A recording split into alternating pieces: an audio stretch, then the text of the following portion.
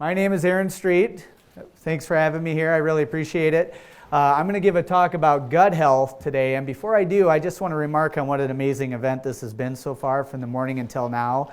And if you really think about it, everything is really congruent and rolls in with each other. From what Melissa spoke about this morning, about sugar, into what Dr. Nish talked about with the mindfulness and the epigenetic side of things, into Dr. Miller's talk on the nervous system and structure and function of the spine.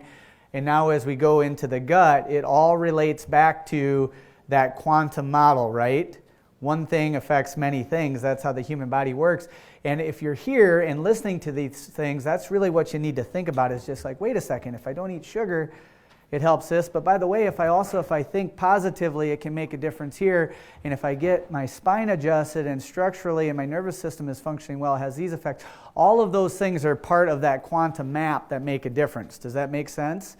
The other thing with Dr. Drew's amazing testimonial is when you talk about overcoming something as big as leukemia cancer diagnosis, doing as many of those cogs in the wheel at one time as you can really matters. So that's what this is about, is giving you different perspectives, different ways to intervene on your own behalf. And the more positive things you do, the more momentum you get. It's just like a snowball effect. The body acts as a mechanism, like a cascade or a snowball. It can roll downhill, and as it starts rolling downhill, it gets bigger and faster as it goes. Does everybody understand that? The sicker you get, the faster you get sicker.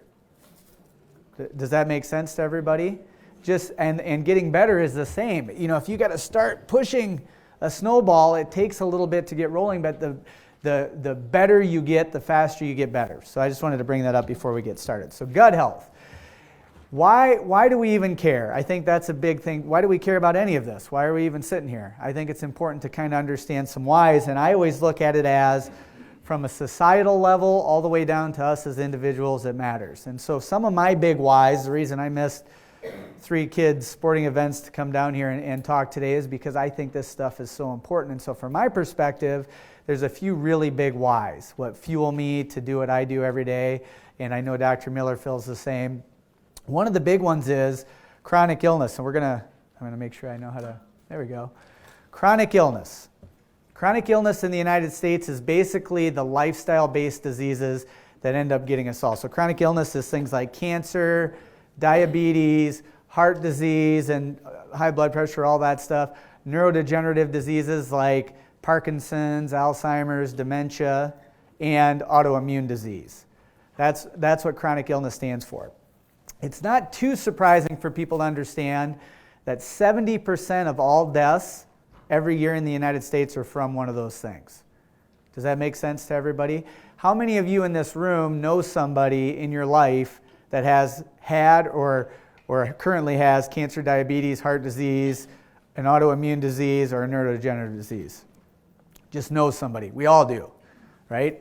We all do. As a matter of fact, statistically, and if you guys are patients of Dr. Miller's, this probably isn't true of this group, but statistically, in any given room, 50% of you currently have a chronic illness already diagnosed. So that's a big deal. So that's not surprising, but just stop and think about that. 70% of all people who die every year for any reason in this country is from a chronic illness. That's not too surprising. What is surprising, and Dr. Nish did a great job of discussing this, is what determines the risk factor for chronic illness. Anybody want to take a guess after what you've heard so far today? Anybody want to help me? Stress is a big thing. Anything else? Diet, environment. Yeah, so all that stuff is correct, and collectively we call that lifestyle. Does that make sense? So what you think, what you eat, how active you are, those things all fit into your lifestyle environment. So for chronic illness, the statistics and the trend are dramatically going to somewhere in the realm of 80% of what determines whether or not you're going to get chronic illness is your lifestyle and your environment.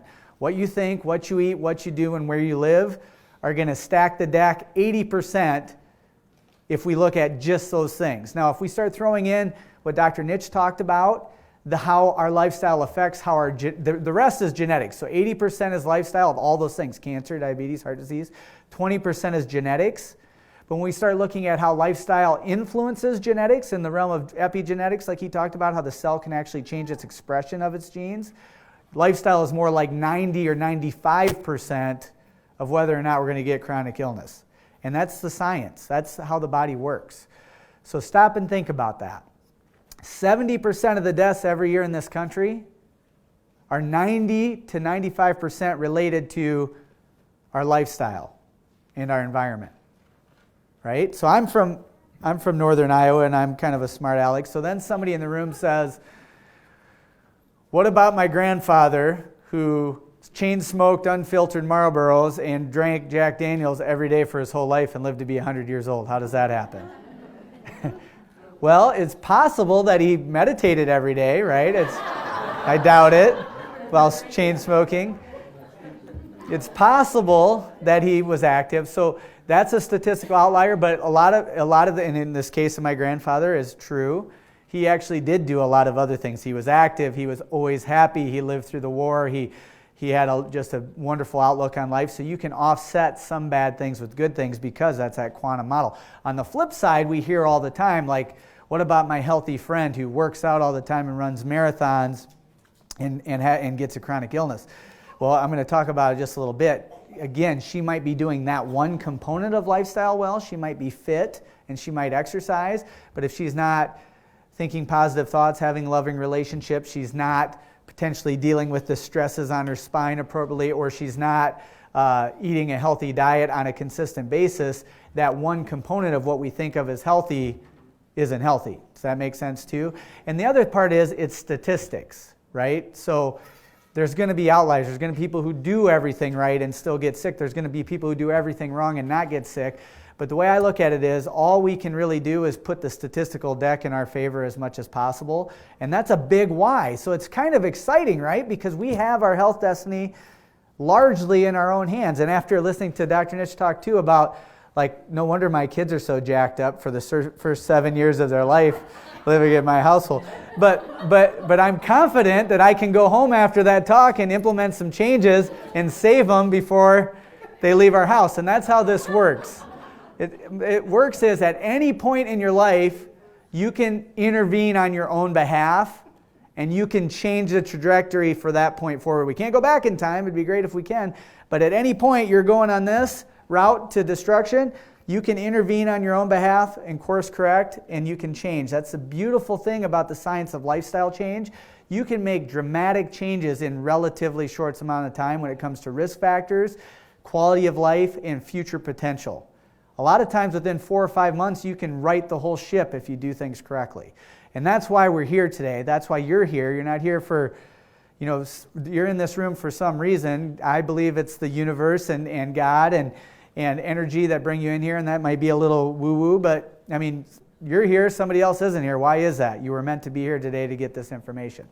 So that's a big thing, the 70%. Another thing that I think is really important in the science that I like, because I was like, Dr. Miller and I were college teammates, and so when he was drinking beer and chewing tobacco, I was in the library studying.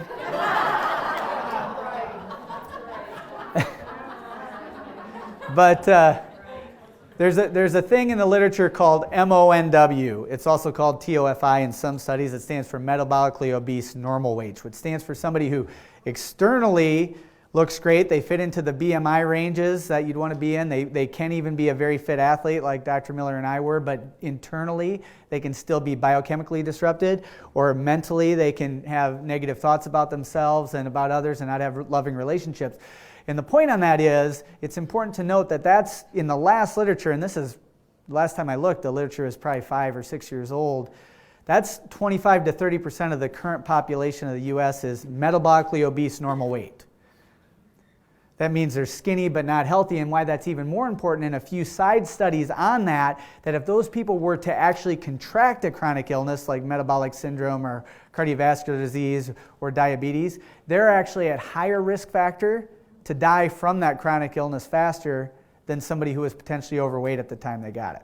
So my point on that is, just because you're skinny, even though you can't be fat and totally be healthy, you can't be dramatically overweight and be healthy, but just because you are trim doesn't necessarily mean you are healthy too. Does that make sense? We got to start plugging as many dots into that quantum 3D cube as we can so they can interact each other healthily. And the reason I bring that up is Because I see it a lot, and I was one. Hey, I'm fit. I'm good. I don't have to worry about it. I can eat whatever I want and not gain weight because I train all the time. Or I can think whatever I want, and it doesn't seem to affect me because exercise ignores and overrides.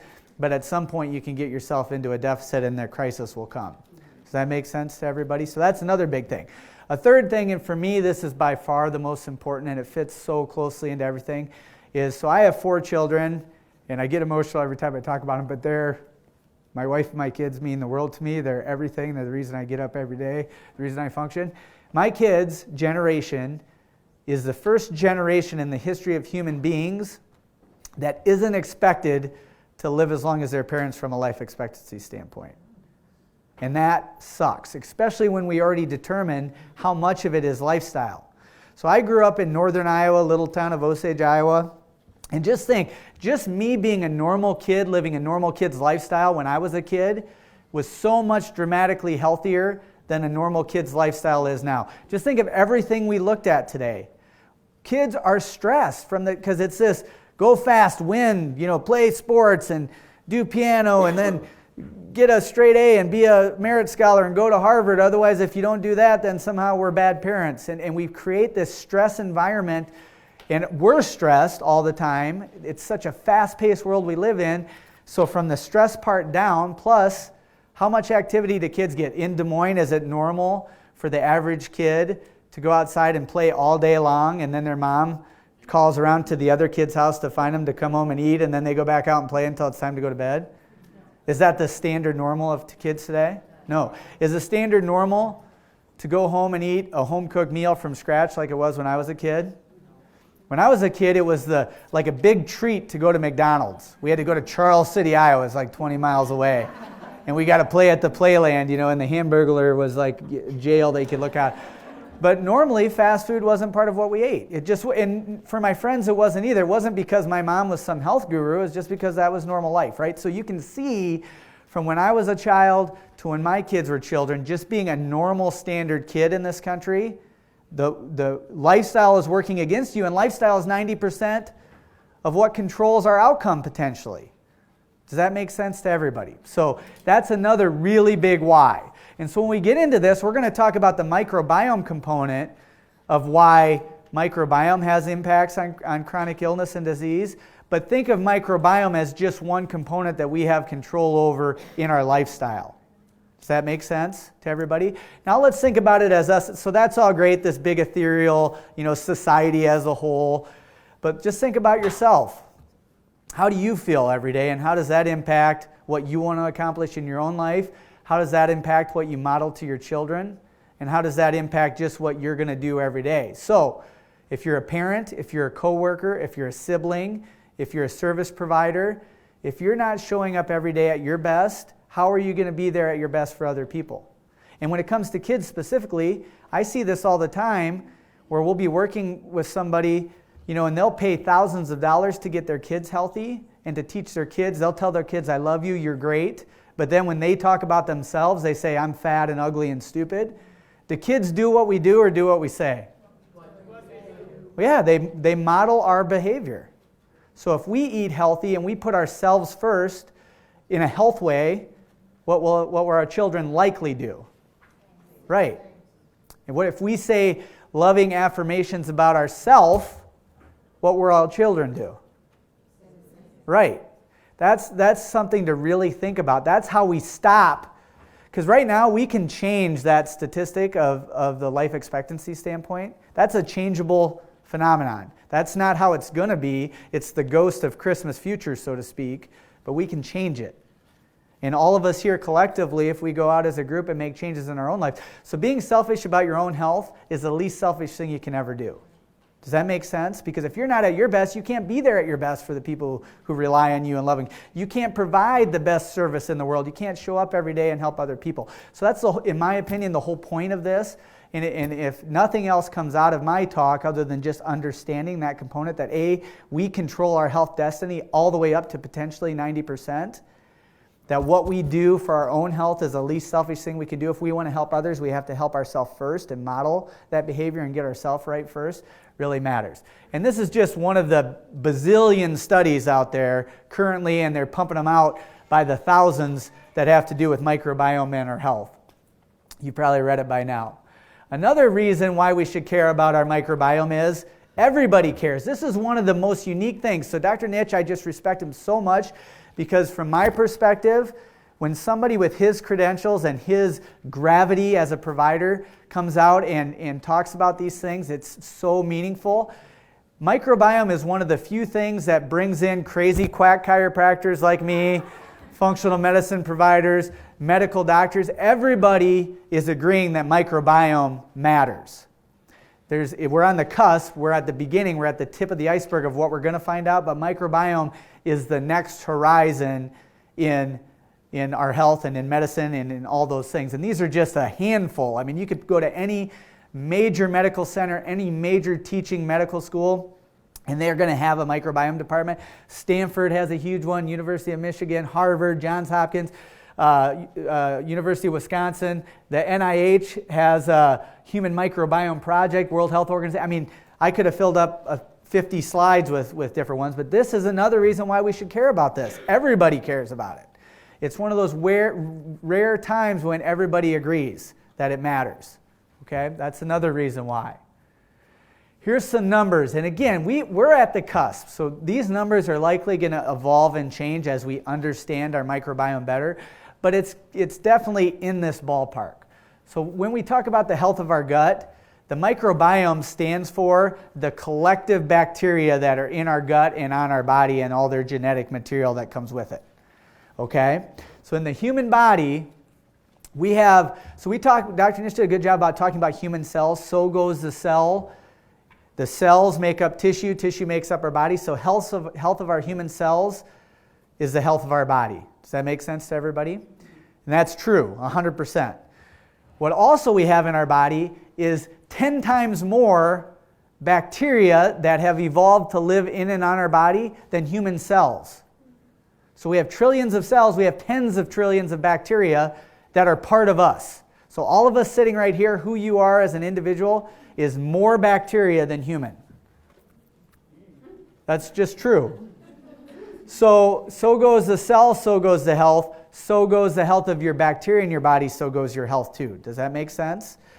The other thing is, look down at the bottom here, gut bacteria create 95% of our body's serotonin, which is the neurotransmitter that makes us feel happy and content. So if somebody's feeling anxious and depressed, think the gut might have something to do with that potentially if it's responsible for production of 95% of our serotonin. It's responsible for production of melatonin, which helps us sleep. It's responsible for 50% at least of our dopamine, which is our calm, oxytocin, which makes us feel loved. So those things, a lot of our neurotransmitters, which is how our mind works and communicates and floats around our body and communicates with our tissues, our organs, our endocrine system, our immune system, is produced in our gut. So that really matters. 70% of all the immune cells in our body are in our gut. And if you think about it, what's our immune system designed for? Fight off external invaders that get into our body. How many holes do we have coming into our body? Basically, you have two. Your ears really don't count. So this is our gut, starting here and coming out there. So it makes sense that most of our immune system would be in our gut because that's where foreign invaders are going to come in unless we get, does that make sense? I'm sorry if that was too visual.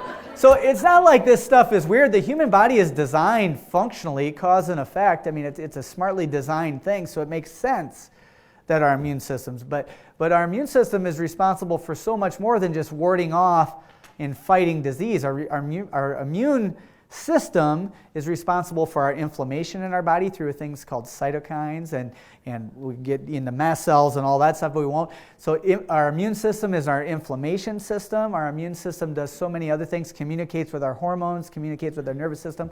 So that's another thing that matters. Our immune system is in our gut. We can get, and we're going to get into all the other things, but just to look at it, so even as humans, we're like you, I, doesn't matter if you're black, white, Asian, short, tall, man, woman, Russian, Irish, doesn't really matter. All humans on Earth share like 99.999% of the same genetics. Our individual microbiomes that are dynamic and changing with what we do can differ greatly, And that's where a lot of these changes come in. So like he showed with the rabbits up there, we're going to talk about some mice. You can take two genetically identical rabbits, and they do like fecal transplants, or they give them different things that change their microbiota, and they'll have dramatically different health things. And we'll get into that. So that's why it really matters. Even Hippocrates, the father of modern medicine way back in Greece, it's kind of cool since we're here at this talk, two of his most widely quoted quotes are, "The gut is the root of all disease." So that's a big one. He knew way back then, and a lot, I always say truth is old, right? It's true. I mean, the truth is the truth. The human body works the way it works. We can find out more about it, but it doesn't really change how it works. So he said the gut is the root of all disease. He also said, look well to the spine for the cause of disease. So that fits pretty well with Dr. Miller's talk. All right. The gut-brain axis. This is evolving again because there's so much science out here, this changes. But to keep it simple, in this quantum world we live in, it's not linear, right? And everything is a cyclical thing. How your gut microbiome is set up, because it produces those neurotransmitters, can change how you think. It can change your mood. So if you're really low in serotonin because you have a disrupted and dysbiotic gut, do you think you'd be happy all the time? Or do you think it might chemically affect your ability, a little bit limit you, right? Conversely, we already heard about what you think, what you do, the power of affirmation, the power of being positive affects your physiology strongly. So your brain, how you stress out, how you feel, how angry you are, or how happy you are, literally impacts the type of bacteria you have in your gut. And then your gut turns around and impacts your brain. So again, it can be a positive or negative cycle. So what do you want to do if you want to? You start thinking happy, you start affecting your gut, which we'll talk about today, and you can become literally happier and healthier. If you are stressed and if you're upset all the time and it changes your gut, makes you feel more upset, and then you change people get stuck in these downward paths. It's not even their own fault. Here's the other thing to remember with health. Whether you're taking action or not, your body is moving in a direction. The way to look at health living in the Western culture we live in, it's like you're on an escalator that is going down. That's what modern Western culture is from a health perspective. What happens if you stand still on an escalator that's going down? You go down, right? So if you do nothing, you are doing something. Does that make sense? You're going backwards. No matter how you feel or what you're doing, if you don't take any conscious action to be healthy and happy, you're not going to be healthy and happy. That's just how it works. It's unfortunate, but it's true. So taking action, sometimes just small action, like waking up and saying, hey, I'm going to be happy today. That one thing we learned can be hugely powerful. And we didn't even get, the science on that, we could go into how that affects your hormones and your insulin resistance and your microbiome and your nervous system function, which then turns around when your nervous system functions. It's a constant thing. We could talk for hours and days and semesters in medical school on. So you just got to remember, little actions mean a lot. But if you don't take action, you're choosing to take action. Your body's still going to be moving. There's no such thing as staying static. Inaction just means you're riding the escalator down, whether you feel like it or not. Does that make sense to everybody? And that's just the truth. I wish it wasn't, but it's just true. So gut-brain axis affects each other. Gut-skin axis. The gut is dramatically linked to the health of your skin. Acne, rosacea, eczema, hives, all those things have links in the gut. And the gut also has, the health of the gut also has links to the health of your skin from a bacterial standpoint. So that's a big thing. There's a thing called leaky gut, which I'm not going to get too big into, but I bring this up because everybody gets so excited and worked up, and I see patients all the time that come in with a 27,000-page list of their food allergies, and they figure they figured it out. I'm allergic to these foods. I'm here to tell you there's a thing called leaky gut. In the scientific literature, it is being called leaky gut now sometimes. Sometimes it's called intestinal hyperpermeability. Sometimes it's called degraded mucosal barrier function, but it all means leaky gut. There's a lot of science on it. Basically what that means is the health of your bacteria in your gut tend your mucosal lining. You have this tube that goes through your body, starting at your mouth, ending down here, and it keeps things from getting into your body that's not supposed to be there and allows things that are supposed to be getting into your body in. So you eat food, your stomach breaks it down a little, goes into your intestines, your pancreas releases enzymes, breaks it down a little more, some bile comes in. It breaks it down to finally a point where your cells will allow that digested food to go through the cell wall lining into the bloodstream and nourish our cells. What happens with leaky gut when you have your bacteria in your stomach disrupted, it starts to degrade that one cell thick mucosal lining that's the lone barrier between. I like to think of it as it's like a bar, because going back to my past experience with Dr. Miller. And I'm also a Chicago Bears fan, so I'll use this analogy. So when you have a good bacterial barrier, like over on the right side or your guys' left, it's like Brian Urlacher is the bouncer at the bar, right? Nobody's getting past him. No fake IDs allowed. You're only getting in if you're a good-looking lady or with one, right? Like at the club. Over on this end, it's the equivalent of going to the University of Iowa and putting out front of the bar, use the honor system. You know, go in if you want. And what that means is all these things that are inside, so up here on the top is inside our gut tract. Here is our tissue and blood. Inside our body are things we're eating, microorganisms, things that come in. And that's only supposed to get into our blood if the bouncer lets us.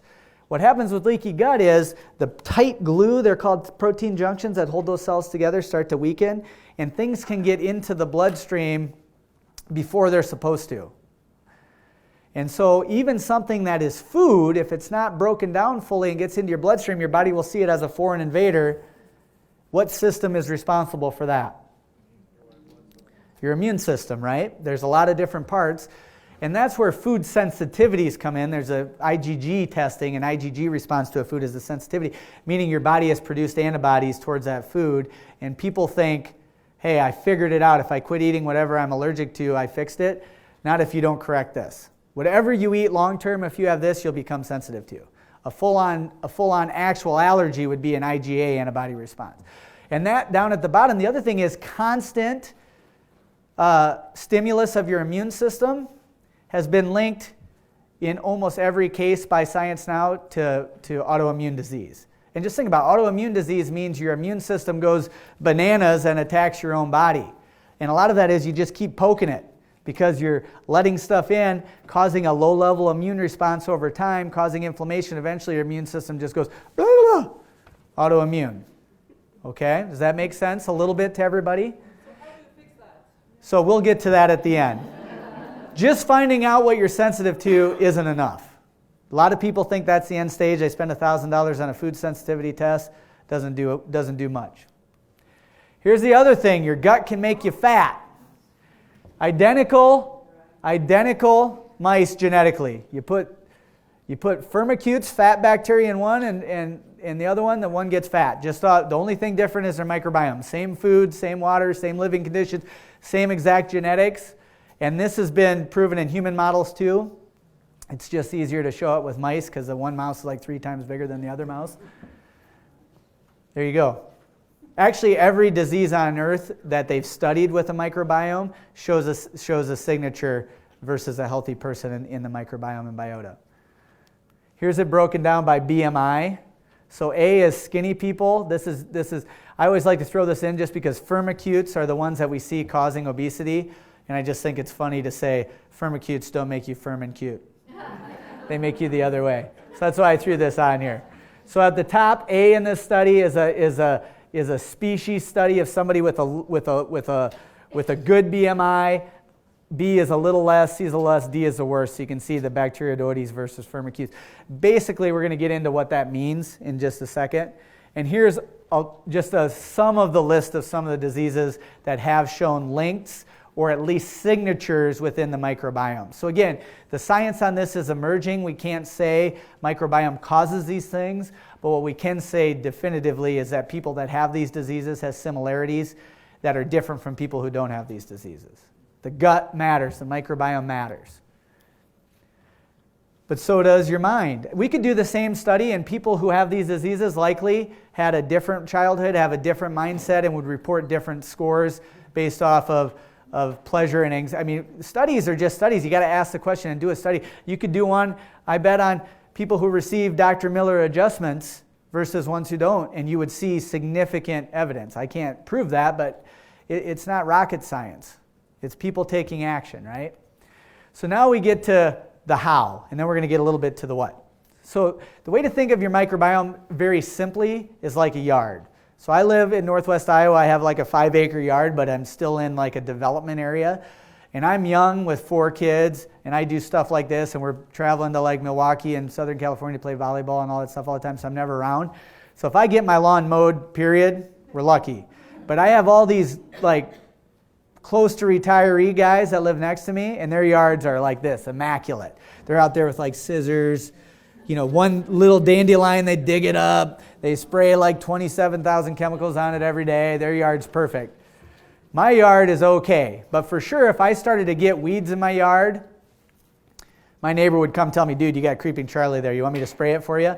So my point is, in the world we live in, we have a whole bunch of things that are tough. In this analogy, the grass is your microbiome, the result of all the bacteria in your stomach. We do things to kill it off. Sometimes it's because we need to, like in the case of an infection, we take an antibiotic. An antibiotic is an indiscriminate killer for the most part. It's like Roundup on plants. What happens if you spray Roundup on Creeping Charlie? Dies. Thistles. Grass. Right. So in this analogy, just to keep it simple, so say I have an infection, I go take antibiotics. That's like my neighbor saying, and I'm not saying you shouldn't take antibiotics if you have an infection, I'm just letting you know what it does to your microbiome. Say I have Creeping Charlie, my neighbor sprays my whole yard when I'm gone today. I'll come home and my yard's just sprayed with Roundup. It totally kills all the healthy grass. That's the analogy I'm using. There's other things we'll talk about, gut busters, things that affect. So then it ends up looking like this, right? After you kill it. What happens if you do nothing and you just leave empty dirt? What would grow back there if you took no action? Opportunistic weeds, right? That's what happens in our body if we don't tend our gut just like we tend a healthy yard. It gets killed off by all sorts of things in our lifestyle, stress, medications, hormones, things, all that stuff. And then we allow weeds to grow back. And weeds then do all sorts of crazy things in our body. So now we're going to get into what that means. So before we get out of anywhere, the science, it used to be probiotics were the thing. Okay, gut health probiotics, Jamie Lee Curtis, Activia yogurt, you're good to go, right? So in this realm, the science is going away from that pretty strong. It used to think on that grass patch, how many of you know about probiotics? You've heard of them. You take them. How many of you take them? Okay, cool. So the thing about probiotics is, the way to look at those is, they're potentially, at best, grass seed in our analogy, at best. What happens if you go to that baked hard dirt and just throw a bunch of grass seed on it and don't do anything else? Don't till it up, don't water it, don't fertilize it, don't do anything. Do they grow? No, they don't. In the case of probiotics, what's even more is, we take these high CFU probiotics. You guys got yours. You make sure it has 20 bazillion trillion in there, right? The reason they have to do that is there's this thing called stomach acid that's there to not let bacteria get into our lower bowels. So you take a probiotic, 90+% of that's going to be killed by your stomach acid. So it's not going to get through. The other thing is there's this thing when bacterial fragments, or when bacteria die and they get fragmented, they release a thing called lipopolysaccharide, which is a very, very inflammatory substance. As a matter of fact, if, like in a mouse model, if we wanted to do an inflammatory model, we inject it with lipopolysaccharide or with dead bacteria that still have lipopolysaccharide in to create inflammation. So the whole point of most people's gut protocol is to decrease inflammation in their gut, and in many cases, the very probiotic they're taking can make their gut more inflamed. And I'll tell you, as a healthcare practitioner, I was on the probiotic train for years because the science seemed pretty good, and there still is decent science on probiotics. But the emerging science is showing that A, they might not make a huge difference in the first place, and they can actually be detrimental depending on what kind you take and how much dye in your stomach acid. So that's important. So that's what probiotics are. Dysbiosis means your microbiome is out of whack. Like the ratios we showed, you have high opportunistic bacteria like yeast and things like that, and you have low good bacteria, and that's not good for you. That's what dysbiosis means. Prebiotics are the opposite. They're an indiscriminate feeder, so they're fertilizer. What happens if you put fertilizer on Creeping Charlie? Yeah. Grows fast, right? If you put it on thistles, grows fast. Put it on grass, grass grows. So prebiotics are only good in that they're a fertilizer, but they only help if you have a good lawn to fertilize. Otherwise, you're just fertilizing Creeping Charlie and thistles. Does that make sense to everybody a little bit? Okay. So the thing I'd like to talk about, biofilm is when certain things, bacteria or fungus, get ingrained, they latch into mucosal lining, and they form a hard outer shell almost like a turtle. The three best ideas that I can give you for what biofilm are is like plaque on your teeth. And you go to the dentist, they got to scrape it off. H. pylori in your stomach creates ulcers by setting up a colony and forming a biofilm shell to protect us from stomach acid. And yeast, candida, does that in our gut. It'll form a biofilm shell to where it protects itself. So that's a big thing. And those are really hard. It's like mold. You have one mold spore, no big deal. If it's a biofilm, that's black mold on a wall. How many of you tried to scrub off mold on a wall? It's hard, right? That's a biofilm. That's what happens in our body with opportunistic things. Estrobolum, I'm not going to get too deep into that, but that's basically candida as a fungus sets up this biofilm, and it produces its own estrogen, and it migrates. Candida loves estrogen as a hormone so much that it produces its own xenoestrogen. So that's where like vaginal thrush and some of those things, candida really loves it. In your gut, it will produce a bunch of estrogen, make us estrogen toxic. The big thing that we get to is Modbiotics. It's all about creating the right environment. So it's not about throwing grass seed on cement. It's not about indiscriminately trying to put fertilizer on weeds. It's about creating an environment within our body that healthy microbiome thrives and bad things that we don't want don't. And guess what the secret is on that? It's all the stuff we just talked about today. Thinking healthy thoughts, eating healthy foods, having healthy activity in your life. And if you're going to take things specifically, the new term is called Modbiotics. Basically what Modbiotics are, there we go, introducing Modbiotics. Modbiotics are just normal things that we're supposed to get from plants. They're antimicrobial, antifungal, antibacterial compounds such as polyphenols, polysaccharides, and glucans, and other compounds that control growth and ratios of gut flora. Modbiotics reduce bad bugs and increase good bugs. Modbiotics are, at least historically, supposed to be in the skin, peel, seed, shoots, outer leaves, pulps, and fiber of foods, but they have disappeared a little bit. They've disappeared in one thing is that how many people eat those things on a regular basis, right? Not very much. They've disappeared in that we don't walk out to our tree, pluck the apple off, and eat it, right? So those things over storage and time can be lessened in foods.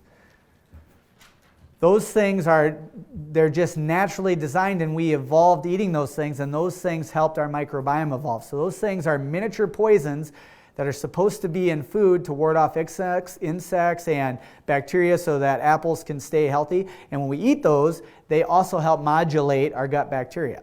Modbiotics, creating an environment, because we can't take enough probiotics to modulate the trillions of bacteria supposed to be in our gut. They help break up biofilms so they can break that shell and dissipate it. Modbiotics are one of the things through healthy eating and in some cases supplementation can really help bring the microbiome around much more than any prebiotics, probiotics, any of that. Then once you get that gut right, then introducing prebiotic fiber and probiotics, adding in some grass seed and some fertilizer is okay once the environment is there.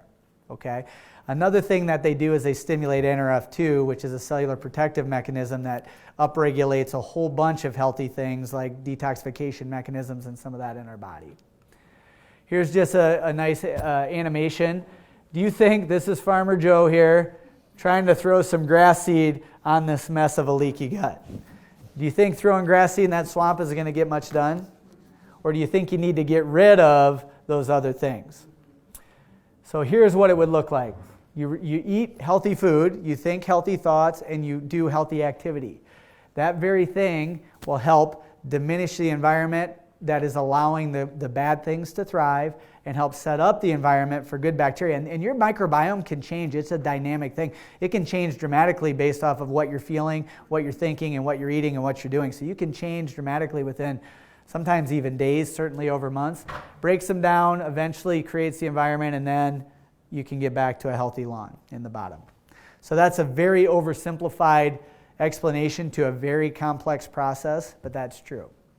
One other thing is, and this is the cool thing about healthy stuff, guys, you're going to find that healthy stuff is healthy. Do you think our gut is on an island in our body? Do you think our heart is our heart, and it's like has a force field around it, and what affects our heart doesn't affect anything else? Or are we a body that's a unit as a whole, and every piece is part of that quantum dynamic changing thing, right? So what's healthy for our gut, guess what? It's healthy for our brain. It's also healthy for our body and healthy for our detoxification mechanism. So it's no surprise to find out that Modbiotics are natural NRF2 stimulators. And NRF2 is basically a cellular protective mechanism at a genetic level that upregulates all these protective genes like glutathione production, superoxide dismutase production, all these things that help protect us against toxins and against stress and free radicals. And that's not because, wow, they must have developed those Modbiotics in a lab somewhere to upregulate glutathione. It's no, we're supposed to be getting those things in our normal environment as we evolved, and we're not getting them anymore. Does that make sense? If I had to say one thing, if you want to just keep it simple from health, and this isn't always true, but it's a pretty good adage, think about how an average hunter-gatherer lived and try to live as close as you can like that. Those guys mostly were just hanging out most of the time, chilling. It was a hot day, let's go sit in the cave and chill. And occasionally we had to go and then forage for some berries. That's why blueberries and stuff like that are good for you too, because we evolved eating them, right? It's not like there's some master, mystified dark art that we created. That's what we used to eat. And occasionally we would run out and kill an animal and eat. Occasionally we'd have to fight off a saber-toothed tiger or a bear, but just as a general rule, they had a pretty low-stress lifestyle. They had wonderful family bonds and stuff like that. Same as this. We evolved eating plants that had Modbiotics in them. And so Modbiotics are the way to go. Ahead of prebiotics, ahead of probiotics, ahead of any of those other things. Modbiotics are the way to go. And so why are scientists searching for a cure? I'll breeze through these. I just wanted to give you an idea of some of the literature out there. Links between microbes and depression, gym session, feeling futile might be your microbiome. Nature defining dysbiosis for a cluster of chronic diseases, the role of microbiome in central nervous system disorders, gut microbiome, profound implications for disease, microbiome, diabetes, and heart. I mean, you get the point, right? Microbiome is pretty important. Leaky gut, leaky brain, Harvard, leaky gut, what is it? What does it mean? Biofilms and human disease, okay? Then we get to main gut busters. I'm running over time. Pretty soon I'm going to get a hook that's going to pull me off stage. But what are some main gut busters, things that would disrupt your microbiome based off of what we talked about today? Sugar, right. Sugar does it by a couple things. First of all, it feeds bad bugs. That's one thing. It jacks your brain up, which also disrupts your microbiome, right? Does that make sense? So sugar's a big one. Any other ideas? Drugs of many kinds, antibiotics for sure. And I'm not saying we don't need antibiotics. Thank God we have them.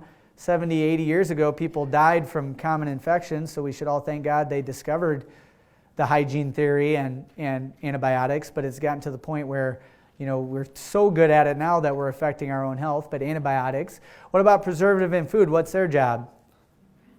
To keep bacteria from growing. So what do you think it does in our body? Sugar's bad. What about artificial sweeteners like sucralose? Sucralose, to keep it simple, is a sugar molecule that they remove a hydroxyl and they add a chlorine molecule. What's chlorine? Clorox bleach is chlorine. What does bleach do to bacteria? So if you're drinking your super cool Crystal Light with sucralose in it, you're pouring bleach into your stomach, and that's not good for your microbiome. You'd be better to eat the sugar than the sucralose for sure. Stress is a gut buster. And like I said, then your gut gets busted and makes you less able to handle stress, so it's a downward cycle. Those are all gut busters. So if you want to talk about the best thing you can do for your gut, it's to do the things you learned today.